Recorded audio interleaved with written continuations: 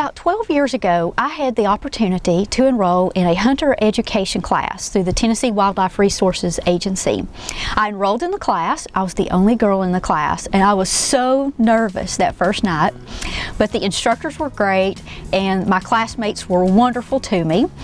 I completed the course, successfully completed the course, and then after I finished, I decided that this would be an opportunity that I could give back to my community. So I registered for a hunter instructor course, completed that course, and ever since I've just been serving as a volunteer instructor.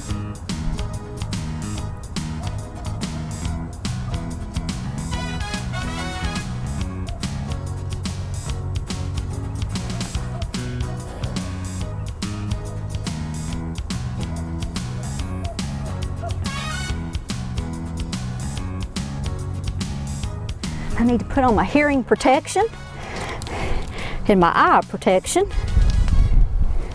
Yes, he is right in front of the hole.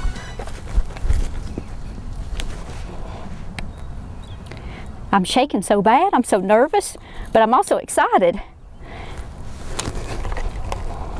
I am so glad I've got this good base. Okay. If he will just stand up. I've had an opportunity to watch Lana shoot on several occasions. She shoots her rifles, her pistols, her shotguns, her black powder weapons, and even her bows and arrows exceptionally well. She's very meticulous in what she does. When Lana and I first started to hunt together for groundhog, she said, "Wouldn't it be neat if I could bark a groundhog?" And I was like, "Yeah, it'd be pretty neat if you could do that." And for those of you that may not understand what barking is, old-timers used to use this practice when taking squirrels with their large caliber muzzleloaders. Instead of actually hitting the squirrel, they would hit next to the squirrel, throwing the bark up against the squirrel, and that's what would actually kill the squirrel. Well, she had an opportunity to do this with a groundhog, and she took it. We watched this groundhog go in and out of its burrows, running up and down on the rocks and things of that nature when we was trying to get the gun loaded. And when she was set, right before she actually could take the shot, the groundhog went back down into the burrow.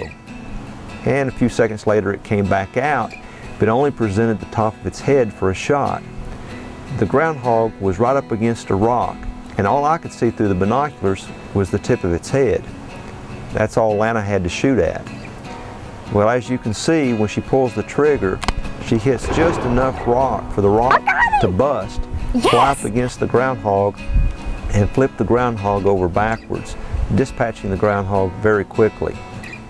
I like groundhog hunting because you don't have to get up at 4:30 in the morning, march 2 miles in the dark, climb a tree, and then sit in a tree stand in freezing temperatures all day. What I like to do is get up maybe about 6:30 or 7, have coffee, get dressed, and then leisurely wander out to the groundhog field.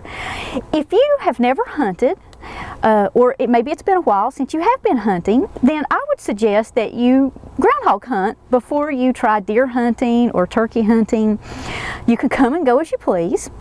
You can groundhog hunt in warm temperatures, and you will have the opportunity to improve your shooting skills before you go out and try deer hunting or turkey hunting.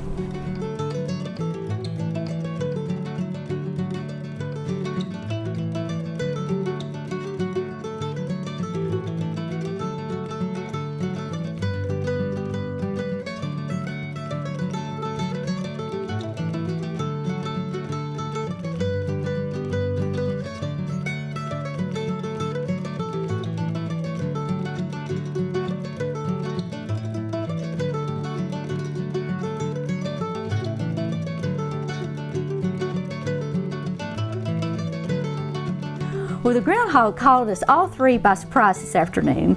Klenard, the cameraman, and myself, we were walking across the field, and when we were probably 40, 50 yards from the wood pile, we saw the groundhog. So instantly, we just stopped, and we looked at the groundhog, and we were scared to death that we would scare him off. I wasn't ready to shoot, and the cameraman was not in the position to film the shot, so we just stood there, and then we decided, well, maybe I need to take the shot.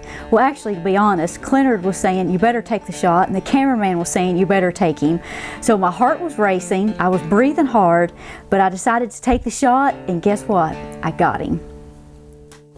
You got your plug? Where's your earphones? Take him, take him. Take a shot at him.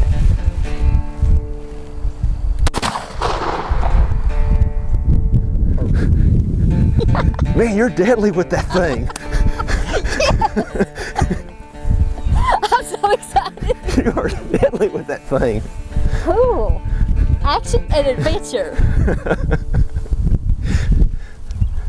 All right. I grew up in a hunting and fishing family. My father and brother hunted, and my grandparents hunted. In fact, my grandmother was a bow hunter.